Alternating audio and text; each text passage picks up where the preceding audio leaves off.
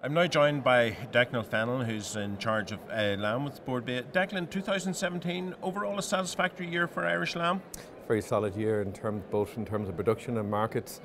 We reached a 10-year high in terms of production throughput, almost surpassing 3 million mark in terms of true Irish export plants. That represented about, if you look over the last, say, 7 or 8 years, we've seen a 36% increase in terms of throughputs. From a markets point of view, exports increased by 12% to €274 million, which is very solid.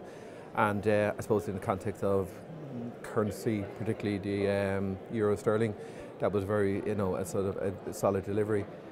Very good news, obviously, from a factory's point of view and processing point of view, and indeed Ireland Inc. point of view. How was it for Irish farmers? Farmers, an interesting year in many ways. I suppose the year started off where we had an additional supply of hoggets, an equivalent to maybe an 18% increase on the previous year, and that had a downward effect on prices. But I suppose by the time you moved into the spring lamb, prices started to perform very well, and that was really a reflection of summer 2017 was difficult. Grass growth wasn't as good. Lamb tribe wasn't as good, so there was always that sort of bit of tightness, and that was reflected in better prices. We had strong prices over the summer. Very over the summer months. If you look at the average prices from, let's say, I'll take it from May through to December, which coincides with, say, peak supply of spring lambs, average prices were up by about an order of about 23 cents a kilo compared to what they were in 2016. So good.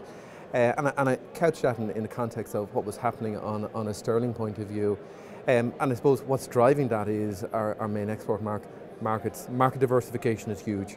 So looking at those markets from Sweden to Denmark to Germany, Belgium into Switzerland, and they're the markets that are really delivering well. Plus we also had some good ground made on international markets. I include international markets. Switzerland is an international market doing well. We secured market access into Canada in 2015, and we saw approximately about 550 tonnes of sheep meat exports going into Canada, which is good. So we are diversifying markets, but I suppose a couple of things come to mind there. Switzerland, you presented to the seminar, is a very key market, particularly for Australia. Is that one that we have big potential in yet, that's not yet tapped? I think it's a market which we're doing very well in, but I think there's huge opportunity to grow. Probably the one unique selling point that we have versus Australia is proximity to market. We're 24, 36 hours in terms of from delivery to store, and that's a huge advantage versus an Australian. Plus we're exporting in a chilled fashion versus Australia, predominantly frozen. The other big market that's everyone's talking about at the moment is China and the prospect of beef access.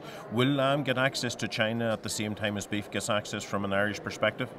Unfortunately not. It is going to take time. In many ways, whilst we don't have access into China at present moment, I think indirectly we're getting the benefit of what China is doing in the global sheep meat market. And to explain what that means is that more product is being taken from New Zealand and Australia and going into the Chinese market, which means, and we've seen that through the EU-New Zealand quota, New Zealand, I think it's the lowest ever we've seen. They've only filled the quota up to about 63%.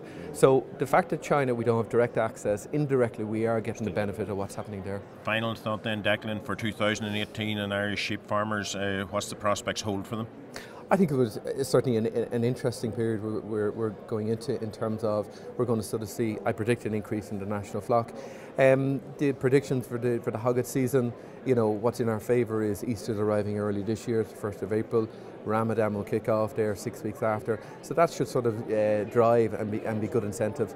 In terms of the spring lamb crop, still early days in terms of lambing is yet to happen, but if there's a good sort of I suppose element to take out from what we're hearing from 2017 is that we are able to manage capacity. Managing that 10-year high of 2.95 million sheep is an indication that we're capable. We have the appetite and the hunger to go out and get those markets. Declan Fennell, thank you very much.